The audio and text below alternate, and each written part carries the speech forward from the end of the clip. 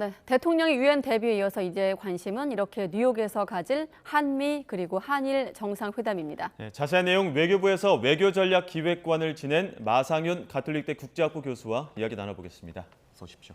네, 안녕하십니까? 네, 안녕하십니까 교수님. 지금 시점에서 관심은 이제 한일 정상회담 또 한미 정상회담이겠습니다만 잠시 뒤 여쭤보기로 하고 윤석열 대통령의 유엔 무대 데뷔 전부터 평가를 좀 들어보겠습니다. 선택과 집중이었다 이런 평가도 나오고 뭐 여러 번 보도한 대로 자유를 21번 언급했다. 어떻게 평가하십니까? 네, 평소 우리 대통령께서 유엔 총회 가셔서 연설하는 것보다 좀 짧았는데요. 예. 짧긴 했지만은 전달하고자 하는 메시지는 꽤 분명했다고 생각을 합니다. 자유 그리고 연대라는 그 키워드를 가지고 우리가 국제사회에 무엇을 기여를 할 수 있는지 또 어떻게 기여해 왔는지 하는 점을 부각시켜서 말씀하셨다 이렇게 생각이 됩니다. 예. 말씀하신 대로 윤 대통령 나름대로의 메시지를 강하게 전달을 했는데 역대 어떤 대통령들의 유엔 총회와는 다르게 북한이라는 단어를 언급하지 않아서 왜 북한이라는 단어가 빠졌을까 이런 부분에서 궁금하신 분들이 많거든요. 예, 저도 사실은 북한에 대한 얘기가 들어가지 않겠나 이렇게 예상을 했고요. 예. 역대 우리 대통령의 유엔 총회 연설에서 최근에 들어서는 북한에 대한 얘기, 즉 다시 말해서 북한의 핵 문제를 해결하기 위한 국제사회의 연대 이런 것을 강조하고 또 여러 국가들의 협력을 요청하는 이런 메시지들이 거의 빠지지 않고 담겼습니다. 예. 그래서 이번에도 대통령께서 그 8.15 경축사에서 밝혔던 담대한 구상에 대한 어느 정도의 설명이 또 한 번 있지 않겠는가 이렇게 네. 생각이 됐는데 이건 그렇죠. 빠졌고요. 예. 아마도 제 추측으로는 그 과거에 우리 외교가 북핵 문제에 좀 너무 집착하는 또는 올인하는 이런 행태를 보였던 것을 좀 탈피하고자 하는 그럼으로써 우리의 외교가 북한 문제만 있는 것이 아니다. 전 세계를 상대로 하는 우리의 그 외교의 지평이 상당히 넓다. 또 취임 초부터 밝혔던 글로벌 중추국가라는 그 외교 슬로건이 있는데 네. 이것을 좀 더 본격적으로 제기하는 차원에서 그렇게 하지 않았나 이런 추측을 해봅니다. 네, 예. 북한을 직접 언급하진 않았지만 또 우회적으로 겨냥했다라는 대목이 바로 이 대목인데 힘에 의한 협상 변경과 핵무기를 현상 위한 변경이죠. 현상 네. 변경과 네, 감사합니다. 핵무기를 비롯한 대량 살상 무기 이 부분에 대한 언급은 어떻게 들을 수 있을까요? 러시아를 겨냥했다 뭐 이런 해석도 있습니다만. 네, 주로 대통령께서 이제 자유를 강조를 했고요. 네. 이 자유가 그 한 사회 내에서의 자유뿐만이 아니라 국제 사회에 있어서의 자유 문제도 이제 제기를 했지 않습니까? 예. 그러면서 그 자유를 위협하는 세력들의 구체적인 얘기로서 핵 문제 또 그 인권 문제 이런 거를 이제 지적을 했습니다. 그러니까 뭐 어느 나라를 특정해서 얘기하지는 않았지만 중국에서 있는 인권 유린이라든지 신장 지역에서의 네. 인권 유린이라든지 네. 러시아의 힘에 의한 현상 변경, 즉 우크라이나 침공이라든지 네. 이런 걸 얘기했고요. 북한과 관련해서도 핵무기 문제 그리고 인권 문제 이런 것을 간접적으로 지적한 것이다. 또 그러한 그 나라들을 지적하지는 않았지만 명시하지는 않았지만 네. 포괄적으로 그 원칙적인 차원에서의 우리의 입장을 밝힌 것이다. 이렇게 볼 수가 있겠습니다. 네, 영국 여왕 장례식에서 이제 장례식에서 비롯된 해외 순방 일정인데 대통령 입장에선 취임 이후 첫 유엔 총회 연설이고 두 번째 다자 외교 아니겠습니까? 아까 11분 정도 이제 연설을 했는데 지금 이 국면에서 대통령한테 유엔 총회 연설은 어떤 기회입니까? 다자 무대에 사실은 6월달에 데뷔를 했죠. 네. 그 예. 나토 나토 정상회담을 정상회담, 네. 통해 가지고 데뷔를 했는데 나토하고 이번 유엔 총회는 좀 성격이 다릅니다. 네. 나토는 아무래도 이제 서방 국가들이 주로가 아니라 서방 국가들이 모이는 모임이고요. 이번 유엔 총회는 그것보다도 훨씬 더 포괄적으로 전 세계 190여 개의 나라들의 정상들이 이제 모이는 회의이기 때문에 예. 그 규모라든지 또 전체를 대변하는 그런 성격에 있어서는 차이가 있습니다. 예. 이런 그 무대에 서서 우리나라가 국제사회에서 어떤 역할을 하겠다라는 것을 밝히는 차원, 앞에서 말씀드렸다시피 그 자유와 연대를 강조하면서 우리의 기여를 또 굉장히 강조했거든요. 네. 그래서 이런 점을 밝혔다는 점은 아무래도 다자 무대에서 우리가 어떠한 앞으로 역할을 하겠다라는 것을 밝힌 예. 그런 차원에서 차이가 있고 또 의미가 있다 이렇게 봅니다. 그렇게 의미 있는 자리에서 대통령실에서는 이번 연설이 약자 복지의 글로벌 버전이다 이렇게 얘기하기도 했었고 또 기여 외교를 강조하기도 했었는데 조금 더 들어갔으면 하는 조금 아쉬운 부분이 있다면 어떤 게 있을까요? 그 대통령 연설에서 이제 세 가지 차원이 주로 지목이 됐어요. 그 보건 문제, 즉 예. 전염병, 네. 팬데믹 얘기가 나왔고요. 그리고 기후 위기, 그러면서 이제 녹색 성장 얘기가 또 나왔고, 예. 그 다음에가 이제 그 디지털 문제입니다. 디지털화에 따른 여러 가지 도전 이런 게 있는데 이 세 가지를 지목하고 각각의 분야에서 우리가 이제 이러한 역할을 해오고 있다라는 것을 또 얘기를 했고 앞으로 그 분야에 있어서 또 기여를 하겠다. 그 기여라는 것은 주로 좀 그 세계적으로 봤을 때 세계적인 기준으로 봤을 때 약국들, 약소국들 뭔가 그 좀 따라가기 힘든 국가들 이런 스탠다드가 새롭게 설정되는 데 있어서 그런 데 있어서 우리가 돕겠다 이런 얘기를 했습니다. 아마도 우리나라는 그 전 세계적으로 봐서도 상당히 독특한 그런 위치에 있다고 보는데요. 네. 굉장히 빠른 시간 내에 개발도상국에서 선진국이 된 나라입니다. 세계적으로 유례를 찾아볼 수 없는 그런 경험을 한 국가이기 때문에 예. 어떤 면에서는 이 대통령께서 얘기한 그런 기여를 하면서도 또 동시에 우리의 그 개발의 경험 이런 것을 전수해 줄 수 있는 어떻게 보면은 선진국만 하던 나라들로서는 잘 알기 어려운 그런 그 문제점 또는 감수성이 아마 이런 게 있을 텐데 네. 이런 것을 우리가 그 우리의 중요한 그 국제적인 기여의 역할로서 좀 더 강조하면 어땠을까 하는 생각도 듭니다. 네. 자, 이제 정상회담 전망 그리고 의제까지 한번 교수님과 논의해 보겠습니다. 처음에 이제 15일에 한일 정상이 흔쾌히 합의했다 이런 보도가 나오면서 2년 10개월 만에 한일 정상이 만날 수 있나 이런 기대감이 모아졌었는데 지금 최근의 분위기로 보면 일단 우리 대통령실은 좀 신중한 입장인 것 같고 최신 보도는 언제나 유동성이 있는 것이라며 일정이 정해지면 다시 알리겠다까지 보도가 나왔습니다. 아까 저희가 아사히 신문 보도도 전해드렸습니다만 최근에 어떤 한일 간의 이런 정상회담과 관련된 양국 간의 온도차라고 해야 될까요? 어떻게 보고 계십니까? 전문가로서? 15일에 우리 안보실의 김태우 1차장께서 그 원칙적으로 우리와 일본 간의 정상회담이 약속이 됐다, 예. 합의가 됐다라고 발표를 했는데 네. 말씀하신 대로 일본 쪽에서는 좀 사정이 복잡한 것 같아요. 그 보도된 바에 따르면 그 일본 내에서는 아직도 그 일본 그 자민당 특히 그 강경파들이 한국과의 정상회담에 대해서 아직 그 정확하게 보고를 받지 못했고 예. 통보를 받지 못했고 또 그렇기 때문에 아직 그 일본 내에서의 교통 정리가 좀 필요한 시점이었는데 우리가 좀 빨리 그것을 터뜨리는 바람에 네. 어떻게 보면은 일본의 내각 특히 이제 그 외무성이 되겠죠. 외무성 예. 입장에서는 이것을 아직 그 강경파들을 설득할 시간을 잃어서 조금 그 당황스러운 측면이 하나 있었다라는 그런 얘기가 일단 설명이 좀 나와 있고요. 네. 또 다른 것은 그 일본과 우리의 그 스타일입니다. 일본은 굉장히 꼼꼼하게 뭘 하더라도 이제 처음부터 끝까지 다 완결이 돼야 이제 된 거지 원칙적인 합의라고 그래갖고 합의가 된 거라고 생각하지 않는 그런 좀 외교적인 그 특징이 있습니다. 한 가지 네. 문제가 있어도 우리처럼 빨리빨리 처리를 못하는 그런 게 있어서 양국 간의 그 속도의 차이랄까요? 속도의 차이랄까 이런 것이 조금 그 끝까지 조율이 안 된 것이 일본 입장에서 끝까지 조율이 안 됐다고 생각을 한 거고 예를 들어서 네. 몇 월 며칠에 몇 시에 정상 간의 회담을 어디서 한다 이것이 다 정해져야 이제 끝난 거라고 생각을 하고 또 그것을 공동으로 한꺼번에 같은 시간에 한일 양국이 발표를 하는 것이 맞다라고 아마 일본은 생각을 하는 것 같고요. 우리 입장에서는 원칙적으로 합의를 했으니 그것을 발표하는 게 크게 무슨 문제가 있겠냐 아마 하고 했던 것 같습니다. 그럼 우리 입장에서는 외교적으로 이번 한일 정상회담과 관련해서 어느 정도 공감대에 대한 확인이 됐기 때문에 발표했다고 그렇습니다. 예. 볼 수 있는 그런 거거든요. 공감대가 확인이 됐기 때문에 이제 했는데 일본은 아직 그 문제에 대한 나름대로의 내부 사정이 교통 정리가 안 된 상태여서 그것을 좀 우리가 발표한 것에 대해서 좀 불편하게 생각한 바가 좀 있지 않았나 이렇게 보입니다. 통상적으로 관례상 그 양국이 정상회담에 대한 조율을 마치고 나서 동시에 어느 시점에 발표를 하자 이렇게 하는 게 통상적이라고 하는데 그런 부분에서 좀 조율이 안 된 부분은 그게 있는 건 조금 그 좀 삐걱거리는 측면이 좀 있는 것 같습니다. 그런 측면이. 예. 우리 입장에서는 예. 뭐 원칙적인 합의가 이루어졌으니까 그것을 빨리 국민들에게 알리고 싶은 마음이 또 아마 있었을 거고요. 네. 일본에서는 그 조금 더 이제 교통 정리가 돼야 되는 측면이 있었기 때문에 우리의 발표가 그 뭔가 좀 그 자기들로서는 뭐 외교 당국으로서는 좀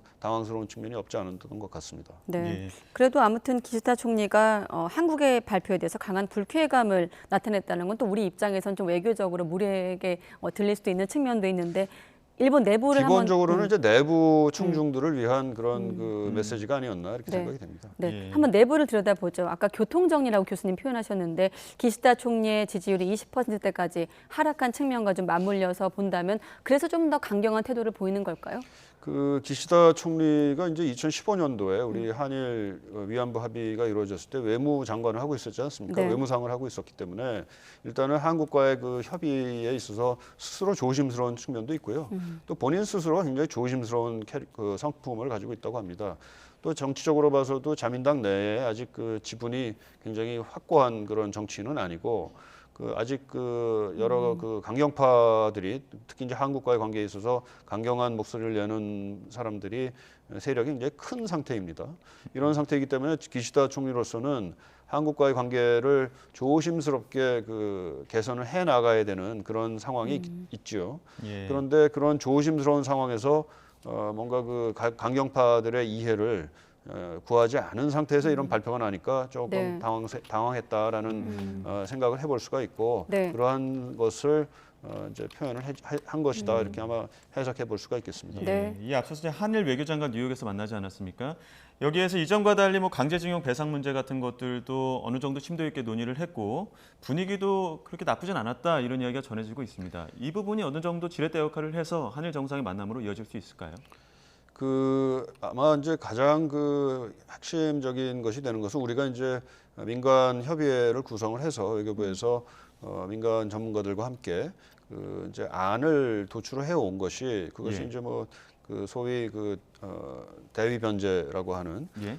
것인데요. 그러니까 일본의 기업과 우리의 기업이 그 돈을 자금을 마련해서 그 재원을 통해서 그 피해자들에게 강제노역 피해자들에게 그 배상금 형식이 아니겠지만 예. 실질적인 그 보상금을 이제 지불하는 방식이 되겠습니다.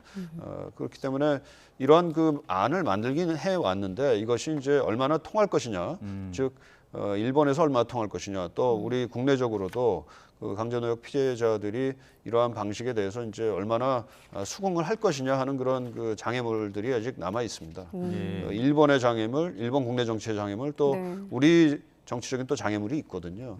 이것이 이제 어느 정도 해소가 돼야 그야말로 한일 관계의 지금 강제노역 문제로 인한 그 장애물이 제거가 되는 것이다 이렇게 볼 수가 있겠습니다. 네. 예. 내일 새벽 열릴 가능성 정도까지 나오고 있는 상황에서 결국 한일 정상회담이 열려야 이런 문제가 어디까지 좀 나올 것인가로 이어질 텐데 교수님이 지금 분위기로 좀 언론 환경으로 좀 밀어봤을 때 어떻습니까? 약식 회동 가능성도 나오고 있고 정상회담으로 좀 열릴 가능성이 있다고 보십니까? 글쎄 뭐 두고 봐야 되겠지만은 그 이미 그 두 정상이 네. 뉴욕 그 맨하탄이라는데 이제 가 계시기 때문에 일단은 뭐 잠깐이라도 만날 가능성이 좀 높지 않은가 개인적으로 그렇게 생각이 들고요.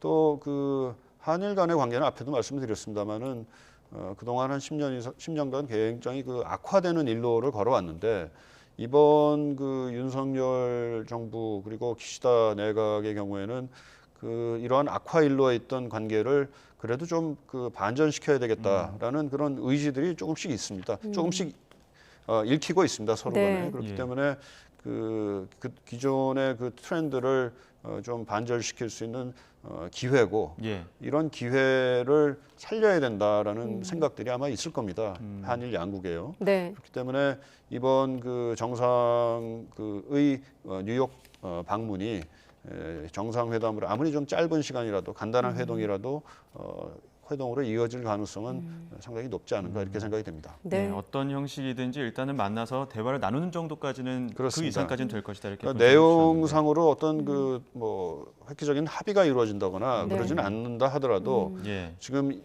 그 감지되고 있는 관계 개선을 위한 그 양국의 움직임, 예. 뭐 힘의 모멘텀이라고 그럴까요? 네. 이것을 조금 더 이어가는 차원의 그 회동이랄까요? 이런 것은 좀 이루어지지 않겠는가 이렇게 조심스럽게 전망을 해봅니다. 예. 또 하나 짚어봐야 될 게 이제 내일 새벽쯤 예상된 이제 한미 정상회담. 한일 정상회담에서는 강제징용 배상 문제가 화두였다면 네. 화두라면 한미 정상회담은 아무래도 인플레이션 감축법 가장 크게 논의될 것으로 예상되기도 하고 많은 관심이 있지 않습니까? 네, 그 인플레이션 감축법에서도 특히 이제 그 미국산 전기 자동차에 대한 보조금 지급 문제인데요. 네. 우리나라 그 메이커들, 특히 현대 기아차가 될 텐데 그 우리 그 차의 그 배터리가 이제 아무래도 미국에서만 제작이 된다거나 미국산 원료 또는 미국 북미 지역의 이제 캐나다나 멕시코에서만 생산되는 그런 원료를 쓰지 않고 있기 때문에 예. 우리가 미국에 수출하는 전기 자동차에 대해서는 보조금이 지급이 되지 않게 돼 있습니다. 네. 이 문제가 이제 우리 입장에서는 경제적으로 굉장히 큰 문제이기 때문에 우리 또 자동차 산업이 우리 경제에 어떻게 보면 굉장히 중요한 먹거리 중에 하나인데 예. 이것이 우리 입장에서 굉장히 중요한 문제고 그렇기 때문에 이 문제를 양자 회담에서 좀 올려야 되는 것으로 우리는 생각을 하고 있다고 봅니다. 예. 네, 올라갈까요? 지금 보면 미국 내부 상황을 보면 지난주 같은 경우 이 법을 자축하기 위한 기념 행사까지 열었고 바이든 대통령은 굉장히 여기에 힘을 싣고 있는 뭐 치적으로 내세우고 있는 상황 아니겠습니까? 테이블에 올라가지 않는다고 한번 가정해 보면 어떤 상황일까요? 테이블에 올라가지 않을 가능성은 없다고 보고요. 그것은 이제 우리 입장에서는 올려야 된다고 이제 얘기를 할 수밖에 없는 것이고 네. 또 그 얘기를 안 하게 되면은 안 할 것이면 뭐 굳이 그 약식이 될지라도 네. 그 정상회담 왜 하느냐 하는 그런 문제 제기가 있을 수 있기 때문에 네. 저는 아마 반드시 우리 정부 입장에서는 그 얘기를 어떤 식으로든 꺼낼 것이다 이렇게 생각을 합니다. 예. 아까 그 이창양 장관을 인터뷰한 권준기 기자 내용을 보니까 보도 내용을 보니까 정무적인 관점에서 미국 정부를 압박할 생각이라고 했거든요. 정무적인 관점에서 압박한다는 건 구체적으로 어떤 개념인가요? 글쎄요, 그 어떤 내용인지 제가 들어보지는 않았습니다만 추측을 해보자면 네. 우선적으로는 그 자유무역의 정신에 그 좀 위배되는 것이 아니냐 하는 걸 따져볼 수가 있고요. 네. 뭐 윤 대통령께서 유엔 총회 연설에서도 자유를 굉장히 많이 강조를 했는데 그 자유의 또 한 측면은 자유무역이거든요. 네. 무역이 자유롭게 이루어져야 된다라는 것인데 그것을 가로막는 어떤 보호주의적인 그 조치를 미국이 취한다면 그것은 자유무역 정신에 위배된다라는 또 국제적인 자유의 규범에 위배된다라는 측면이 하나 있을 수 있고요. 네. 또 하나는 이제 그 우리의 그 전기차 공장을 이제 그 알라바마 조지아죠. 조지아에 이제 현대 기아가 이제 짓게 돼 있습니다. 네. 이러한 투자들이 있는데 이걸 뭐 글쎄요 그 투자를 우리가 계속 해야 되는지 뭐 물론 계획이 다 있습니다만 네. 그 계획을 계속해서 이행을 해야 되는지에 대한 뭐 하나의 검토랄까요? 이런 것도 한번 생각은 해보지 않고 있는가 이렇게 생각이 듭니다. 예. 그런 보도가 잠깐 그 외신에도 조금 언급이 돼 있는 것 같습니다. 그러니까 협상에서 우리 측 좀 카드로 내세울 수 있다. 투자 문제를. 그렇습니다. 그런데 네. 그렇다고 그래가지고 우리가 그 현대 기아차가 미국 공장을 짓고 그 투자를 하는 것이 글쎄 뭐 원래는 우리의 현대 자체에 또 이해관계가 있기 때문에 하는 네. 것이죠. 예. 그렇기 때문에 그걸 뭐 이렇게 회수한다거나 기왕의 그 투자 계획을 회수한다거나 없앤다거나 그럴 것 같지는 않은데요. 네. 그러나 우리의 그 IRA에 따른 그 인플레 감축법에 따른 자동차 산업의 피해의 문제 이런 것을 강하게 제기하는 차원에서 문제 네. 제기하는 차원에서 그런 얘기도 굉장히 조심스럽게 꺼내볼 수도 있지 않은가 이런 생각이 사실 듭니다. 미국 안에선 이 인플레이션 감축법 IRA가 정치적인 산물이기 때문에 사실 수정하기는 어려울 거라고요. 이미 정해진 내용이기 때문에 그렇다 보니 정치적인 논리로 압박한다는 건데 중간 선거와 좀 맞물려서 해석한다면 어떤 측면이 가능할까요? 네, 예, 이 사실 그 IRA, 그 인플레 감축법이라든지 바이든 행정부가 추진하고 있는 여러 가지 그 민생 관련 네. 입법은 그 미국의 중산층을 살리자라는 그 취지와 굉장히 맞닿아 있습니다. 네. 그래서 그 과거에 그 미국 중산층들이 미국의 제조업이 쇠퇴해가면서 그 쇠퇴로 인해 가지고 뭐랄까요 삶이 좀 어려워지고 그러면서 예. 그 트럼프의 공화당 지지자로 많이 바뀌었습니다. 전통적으로 이제 노동 계층들은 민주당 지지자였는데, 네. 근데 이 여러 가지 법안들을 통해서 그 사라진 중산층을 복원하고 그 사람들이 다시 민주당의 지지자들로 돌아오게끔 하자는 게 이제 바이든 행정부의 이제 보관인데요. 네. 우리가 그런 차원에 이제 부응하면서 사실 발표했던 것이 미국의 현대차, 기아차 이제 공장을 짓고 여러 가지 투자를 하고 이런 것이었습니다. 예. 근데 만약에 우리가 그 이러한 그 투자를 하는 것이 좀 어려워질 수도 있다라는 제스처를 취하는 것은 뭐 어떻게 보면 미국 행정부 입장에서는 또 민주당 입장에서는 자신들이 지금 취하고 있는 그 중산층 회복 또는 복원의 프로젝트에 좀 걸림돌이 될 수도 있게 볼 수가 있겠죠. 뭐 그렇지만 제 개인적인 생각은 그런 카드가 얼마나 유용할지 또 사용을 하더라도 굉장히 조심스럽게 사용해야 될 카드가 아닌가 그렇게 생각합니다. 사실 지금 순방길이 조문 외교로 시작된 순방길인데 앞서 조문 외교에서는 어느 정도의 뭐 국내 논란들도 있었습니다. 논란의 이야기들이 많이 나왔습니다. 이번 회담, 그러니까 한미 정상회담, 한일 회담은 아직 확정적이는 않습니다만 윤 대통령이 이 정상회담을 통해서 어느 정도 결과물을 가지고 와야 최소한 어느 정도 민심을 회복하는 데 좀 도움이 된다고 보십니까? 글쎄 뭐 우선 한일 회담을 우리가 뭐 맥시멈으로 바라건대는 한일 회담을 통해서 한일 관계 개선을 위한 어떤 물꼬를 트고 또 한미 간의 양자회담을 통해서 또 인플레 감축법에 따른 여러 가지 문제가 있지만 그것을 뭐랄까요 그 보상하기 위한 또는 그 우리 피해를 최소화하기 위한 조치들에 합의를 하고 이러면 좋겠습니다. 근데 뭐 그렇게까지 쉽게 그 문제가 단기간에 해결될 전망은 그리 높지 않다고 보고요. 그렇지만 또 하나는 이제 그러한 그 문제들이 그 회담을 통해 갖고 다뤄진다 하더라도 그것이 뭐 바로 우리 그 대통령 또는 대통령실을 통해서 또는 외교부를 통해서 이러한 성과다라고 발표를 할 수 있을런지는 잘 모르겠습니다. 왜냐하면 그 진행 중인 문제이기 때문에 어느 정도는 이제 그 기밀을 유지해야 될 필요도 있고요. 그 때문에 이러한 그 진전이 어느 정도 있다 하더라도 그것을 다 까발려 놓고 그야말로 발표를 하지 못하는 우리 외교 당국의 속사정도 있지 않을까 하나 짐작은 해보고요. 그럼에도 불구하고 이번에 그 대통령의 순방이 그래도 정치적으로 어떤 그 의미를 찾아야 될 그런 필요도 있기 때문에 뭐 그런 차원에서는 몇 가지 이제 성과들은 거둬야 되지 않나 생각이 됩니다. 뭐 가장 쉽게 생각해 볼 수 있는 것은 한미 통화 수합입니다. 그 작년 말로 해가지고 그 통화 수합 협정이 이제 종결이 됐는데요. 이것을 다시 한번 좀 살려서 고환율 국면이기 때문에 그렇습니다. 그렇다면은 우리 경제 특히 이제 환율이 지금 계속 올라가고 있는데 원달러 환율이 이것을 좀 진정시킬 수 있는 그런 계기도 될 거고요. 그런 뭐랄까 성과를 우리가 얘기할 수 있고 또 하나는 지금 얘기가 안 됐는데 캐나다와의 정상회담이 있습니다. 열릴 예정인데 캐나다와의 정상회담이 또 나름대로 경제 외교로서의 그 여러 가지 의미가 있다고 봅니다. 물론 그 대통령실 발표에 따르면 영국 그리고 일본 그리고 미국과 캐나다 이렇게 해서 자유를 강조하는 또 자유주의에 입각한 나라들의 정상회담이다 이렇게 얘기는 했는데요.